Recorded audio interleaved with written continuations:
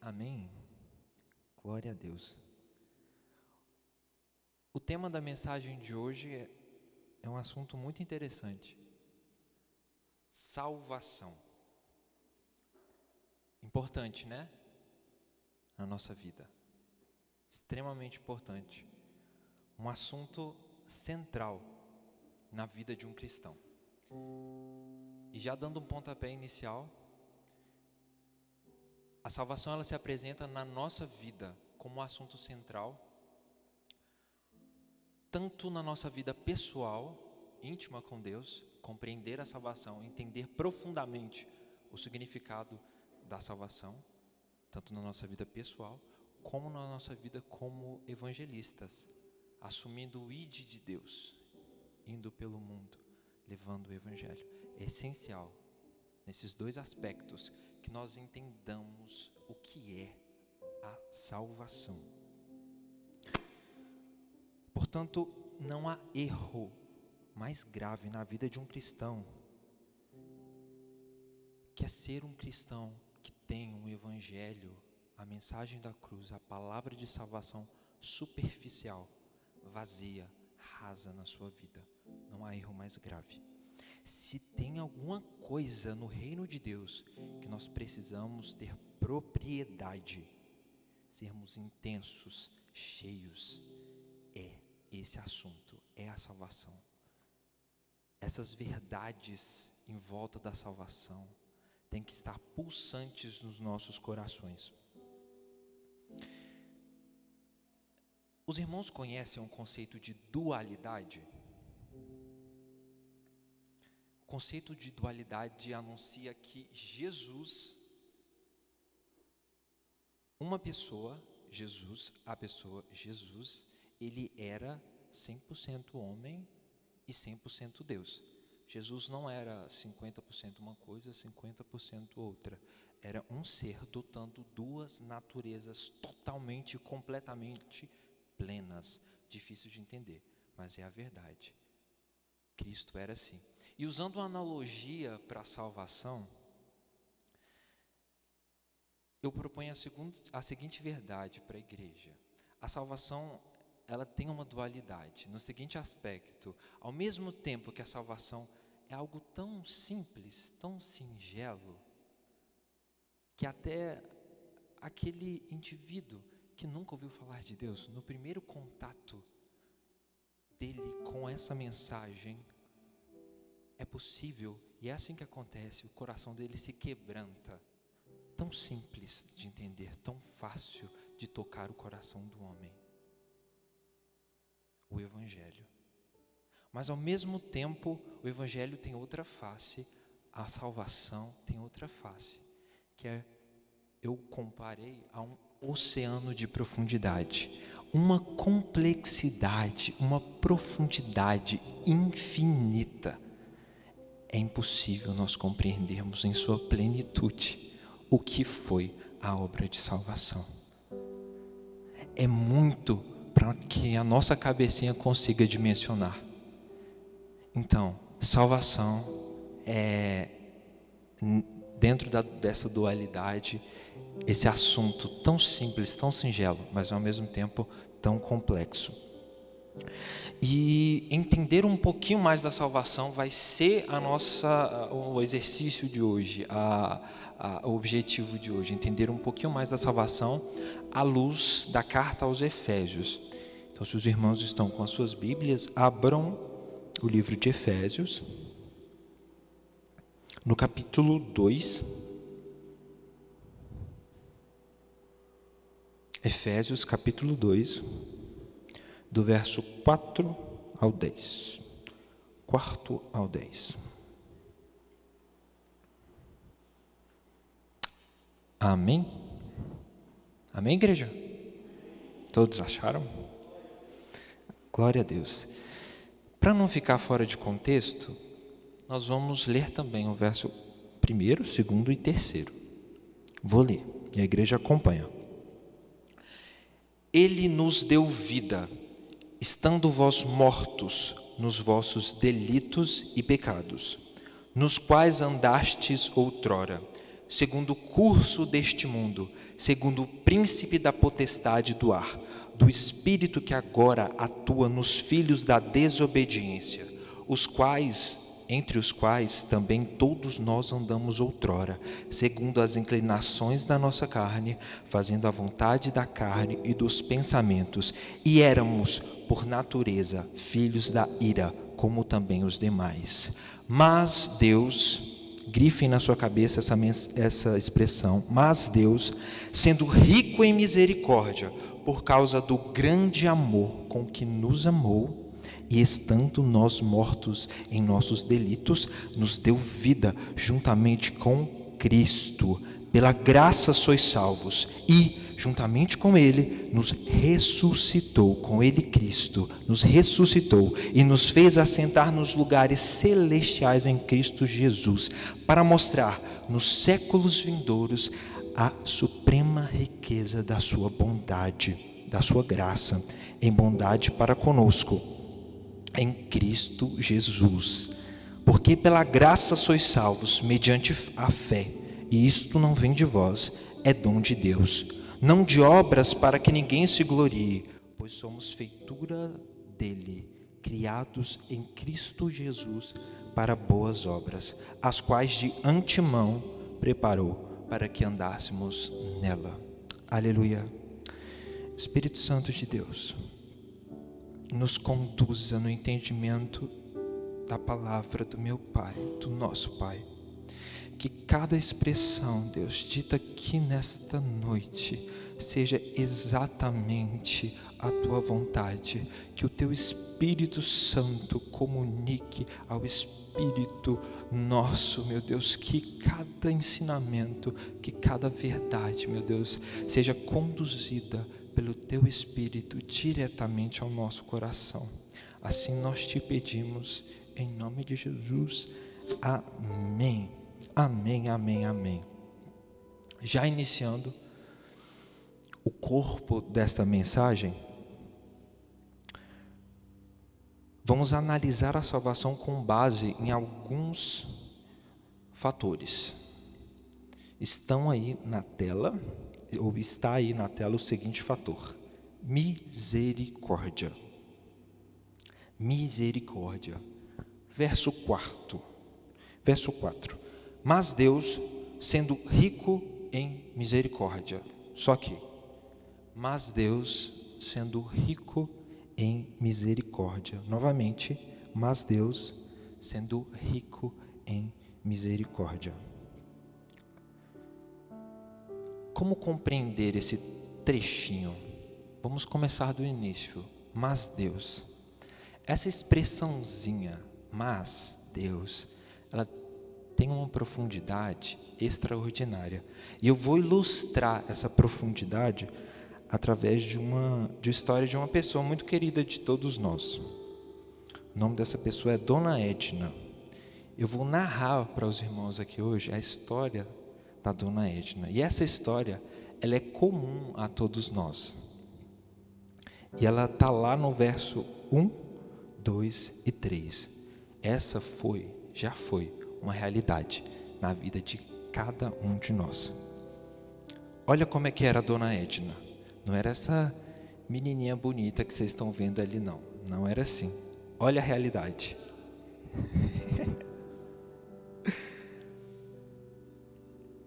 Dona Edna, ela estava morta nos delitos e pecados.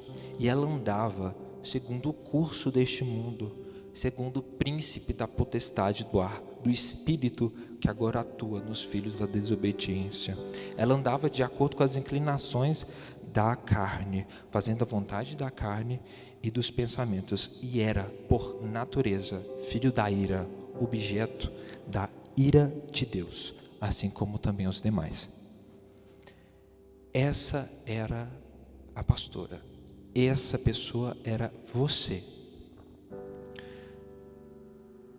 Não é tão difícil de imaginar a consequência e o final desse trajeto, né? Este caminho é um caminho de condenação. Toda a humanidade sem Jesus está neste caminho. alerta, não existe meio termo. Ou é esta realidade, ou é uma realidade com Jesus. Ponto final. Estando cada um de nós, outrora, nesta realidade, em um caminho de condenação, em um trajeto a passos largos para o inferno, Deus, Ele insere uma conjunção adversativa na nossa vida. Mas, ou seja, Deus nega todo o sentido que foi exposto no verso 1, 2 e 3 e fala: mas o seu caminho era esse, era o inferno, era a condenação, mas eu retiro sobre você esse peso, retiro sobre você esse jugo.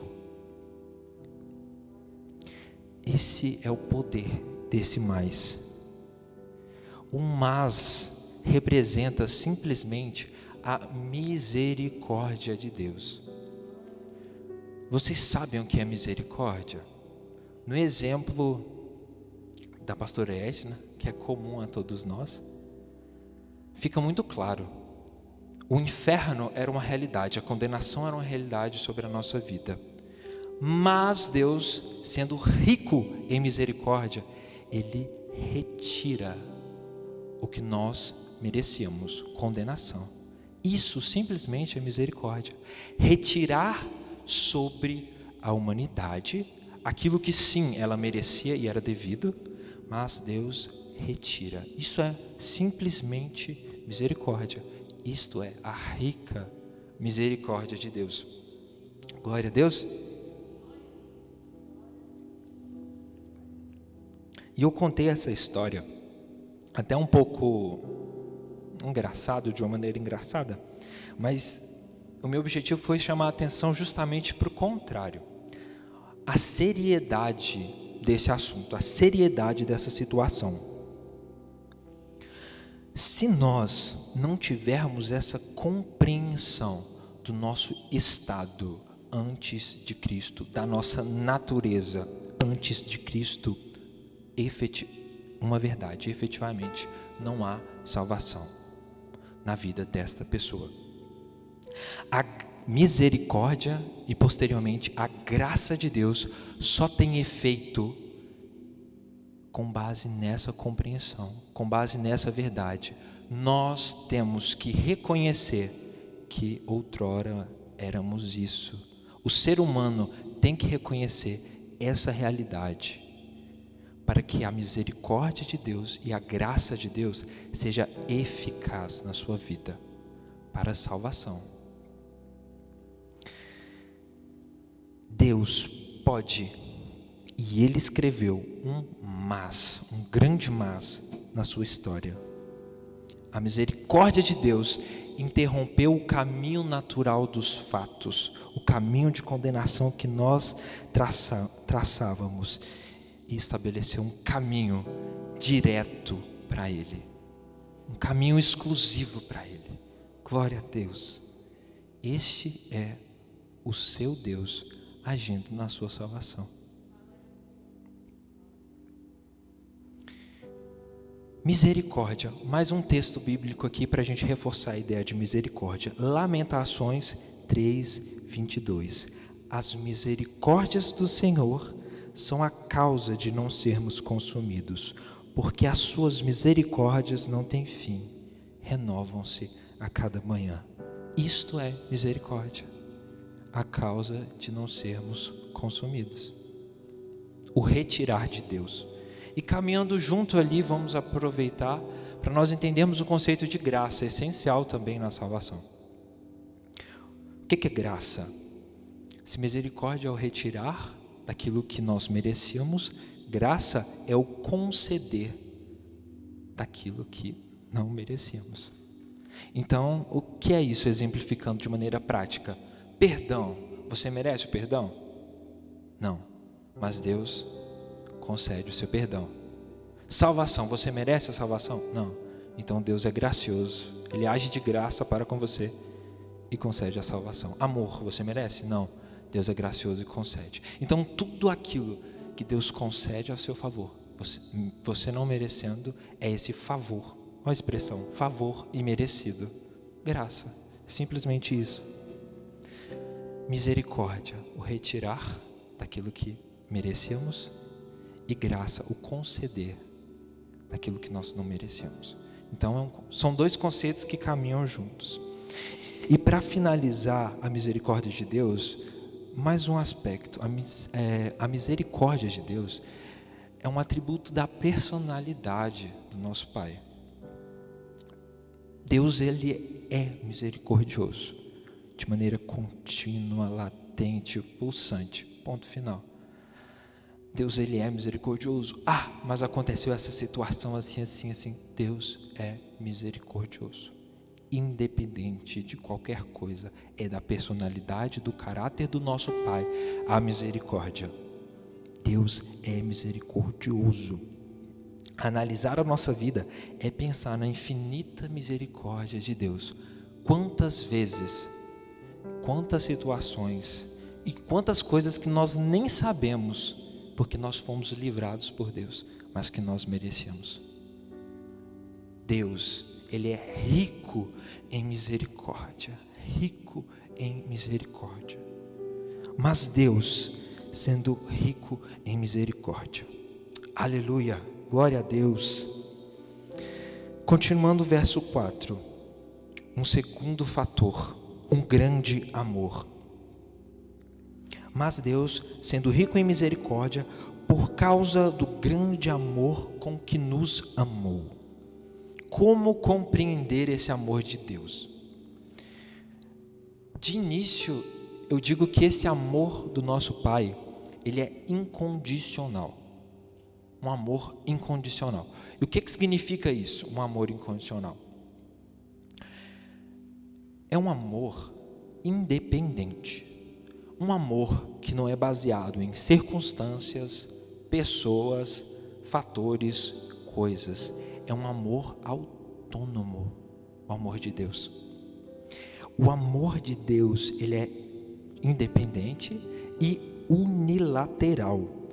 Não há razões em nós que justifiquem o amor de Deus.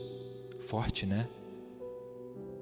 Deus te ama independentemente de você, independentemente de condições. O amor de Deus é incondicional.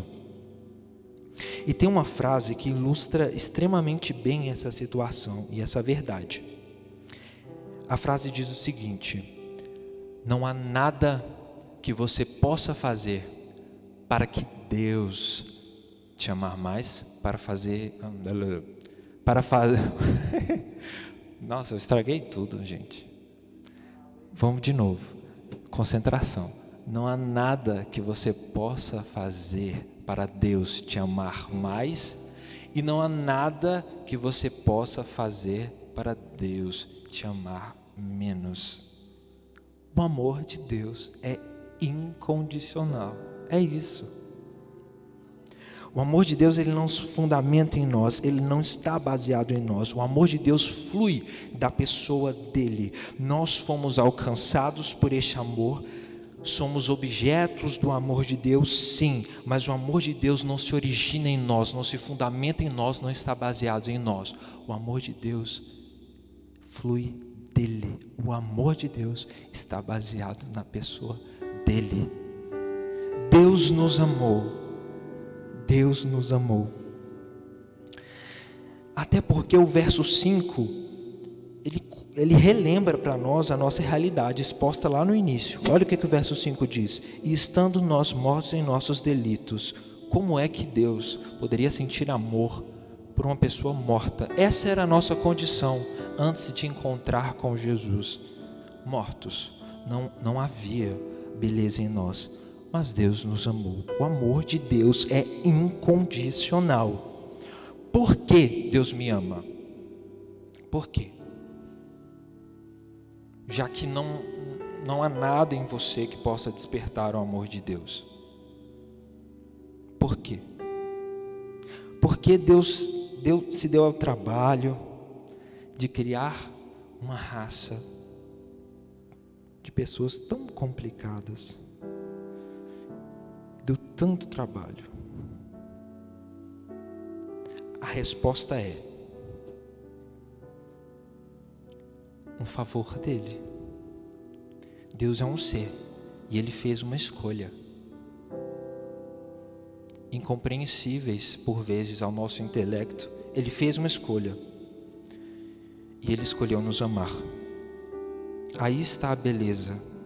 Mesmo nós não merecendo, ele nos amou. Mesmo não achando beleza em nós, ele nos amou.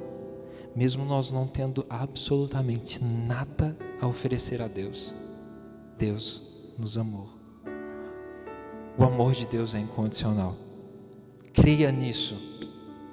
O amor de Deus, ele é latente, pulsante para todos, para todos. O amor de Deus é pleno, baseado na pessoa dele, perfeito. O amor de Deus é incondicional. Glória a Deus. E sendo salvos, o que Deus fez? Deus nos salvou, mas para quê? Versículo 5 e 6. Estando nós mortos em nossos delitos, agora nos deu vida juntamente com Cristo. Aí Paulo não aguenta e já fala: pela graça sois salvos. E juntamente com ele, com Cristo, nos ressuscitou e nos fez assentar nos lugares celestiais em Cristo Jesus. O que Deus fez? Através da salvação, Deus deu vida a quem estava morto. Deus, tendo poder sobre a morte, ressuscita essa pessoa para uma vida em um corpo glorificado, que será, continuidade do versículo, nos lugares celestiais em Cristo Jesus, e nos fez assentar nos lugares celestiais em Cristo Jesus. Ele nos deu vida, ele nos ressuscitou e ele nos fez assentar nos lugares celestiais. Foi isso que Deus fez conosco, através da obra de salvação. E uma observação extremamente importante: tudo através de Cristo. Vocês observaram aí, né? Em Cristo, com Cristo, em Cristo, tudo através de Cristo. E por fim, o propósito, o porquê da nossa salvação.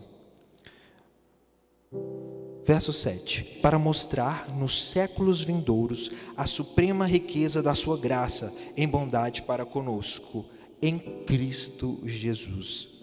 Nós poderíamos sim responder a essa resposta desse porquê, desse propósito, baseado no amor de Deus. Deus nos salvou porque Ele nos ama.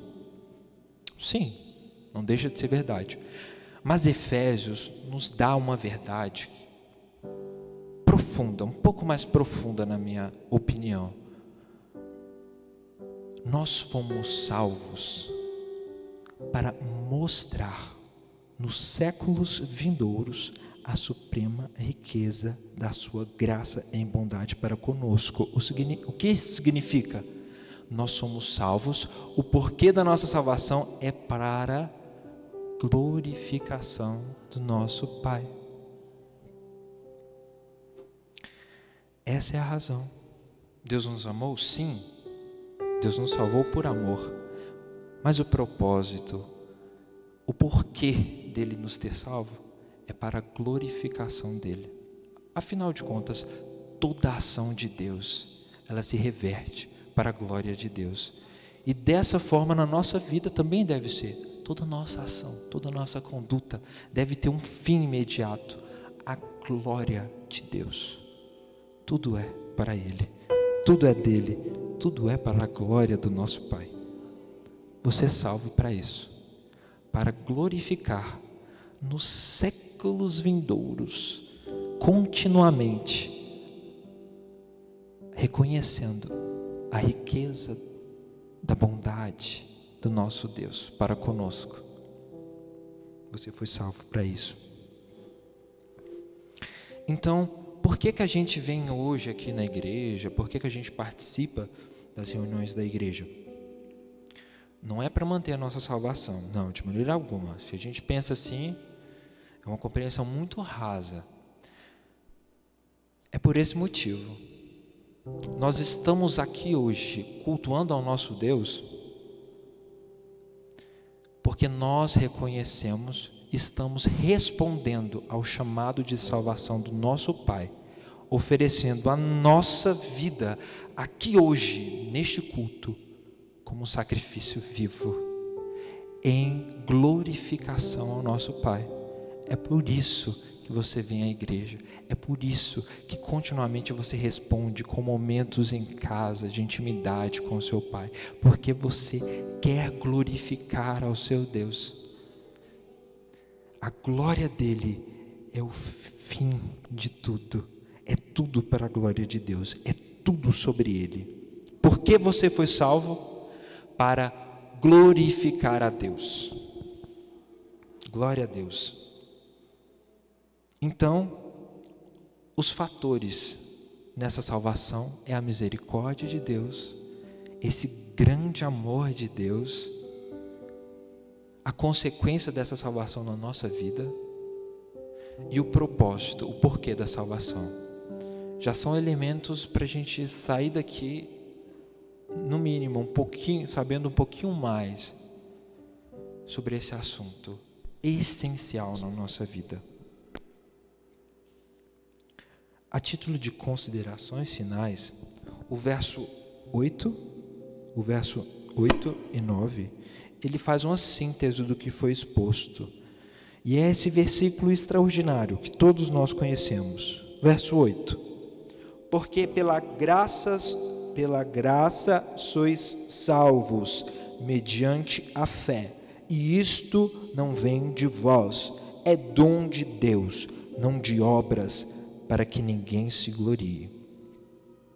E aqui, uma verdade um pouco forte: a salvação não tem nada a ver com o homem. Meu objetivo foi exatamente esse: trazer algum impacto. A salvação não tem nada a ver com o homem. Por quê? Por que disso? O versículo responde: para que ninguém se glorie, para que ninguém se ache digno, para que ninguém se ache responsável por ter participado com uma coisa sequer no processo de salvação. A salvação, ela é uma obra exclusiva, unilateral do nosso Pai. É tudo dele. Foi ele que completou naquela cruz. Ele deixou tudo pronto para nós. Nós não temos nenhuma participação nesse sentido, na obra de salvação. É tudo dele. Afinal de contas, até nós sermos salvos, nós estávamos mortos. Essa é a realidade que o texto nos apresenta. Até sermos salvos, até recebermos vida através de Cristo, nós estávamos mortos. Como é que nós poderíamos responder estando mortos? A obra de salvação, ela é exclusiva do nosso Deus. Escute essa verdade: se o nosso relacionamento com Deus dependesse de nós para ser estabelecido, seria o fim. Assim como foi no Jardim do Éden. No Jardim do Éden, o relacionamento com Deus estava fundamentado em duas pessoas: Deus e Adão e Eva, e a humanidade. E na primeira oportunidade que a humanidade teve, ela jogou no lixo esse relacionamento com Deus. Jogou no lixo.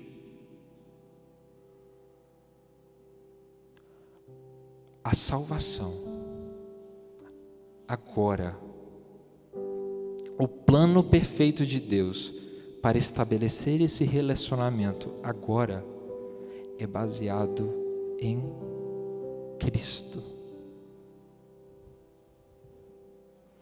Cristo, Ele é, sempre foi e sempre será o plano perfeito de Deus. Deus sabia que o seu relacionamento com o homem, ele só poderia ser estabelecido por meio de Cristo. Cristo seria o vínculo, o elo, a ponte, o caminho perfeito entre nós e Deus. Agora não existe você e Deus.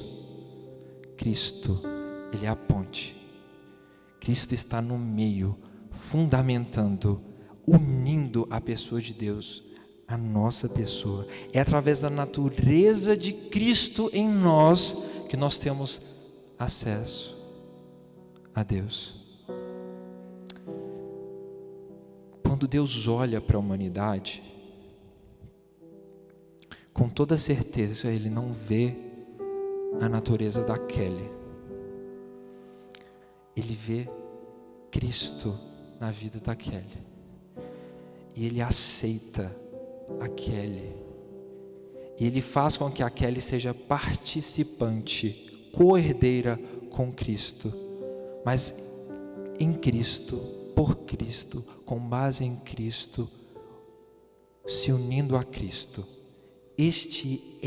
Esta é a perfeição. Este é o plano perfeito. O jardim do Éden nunca foi o plano A de Deus.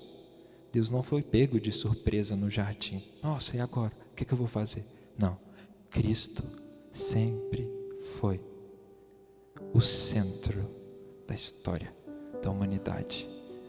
Cristo é a rocha que a nossa salvação está edificada. Cristo é tudo para nós. O nosso acesso, o nosso caminho, ele está em Cristo. E estar em Cristo é mais do que caminhar. Deus quer que nós sejamos um. É mais profundo, é além do que nós podemos compreender. É um pouco mais ser um com Cristo. Ser confundido com Cristo.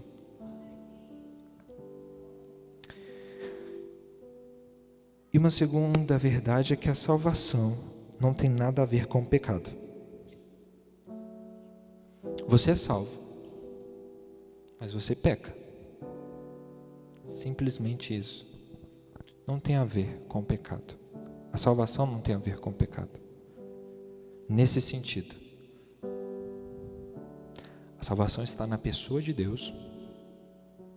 Deus pagou o justo preço. E o pecado não tem mais efeito na vida daqueles que estão unidos a Cristo, mesmo que eles pequem. A questão não é pecar ou não pecar. A questão é ser um com Cristo. Ser um com Cristo. E nessa trajetória é certo que a nossa personalidade, e aqui já finalizando a mensagem, agora salvo, agora dando continuidade a essa trajetória, nós temos o verso 10.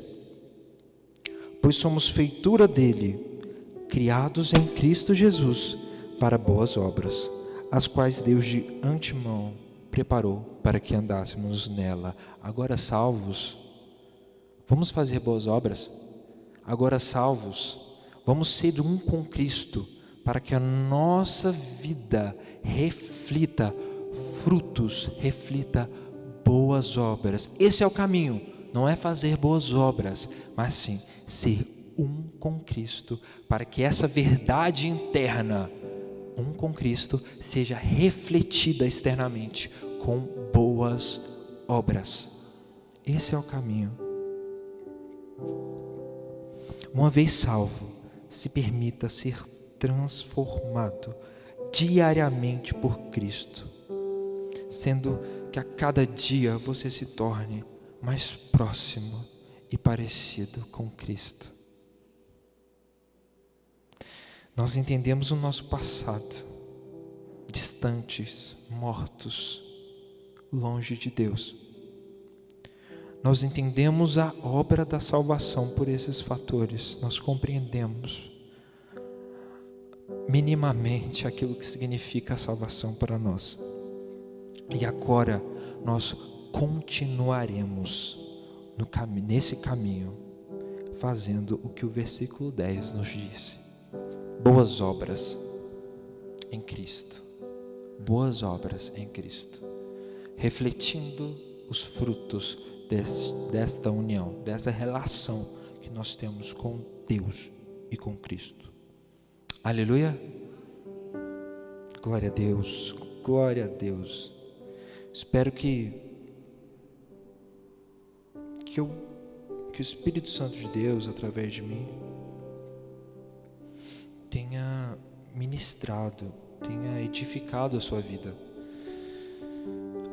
fortalecendo conceitos, trazendo um novo significado a outros conceitos e a outras verdades, para que nós juntos, corpo de Cristo, continuemos em um mesmo propósito, em um só coração, caminhando dia após dia para mais perto, para mais próximo do nosso alvo. Amém?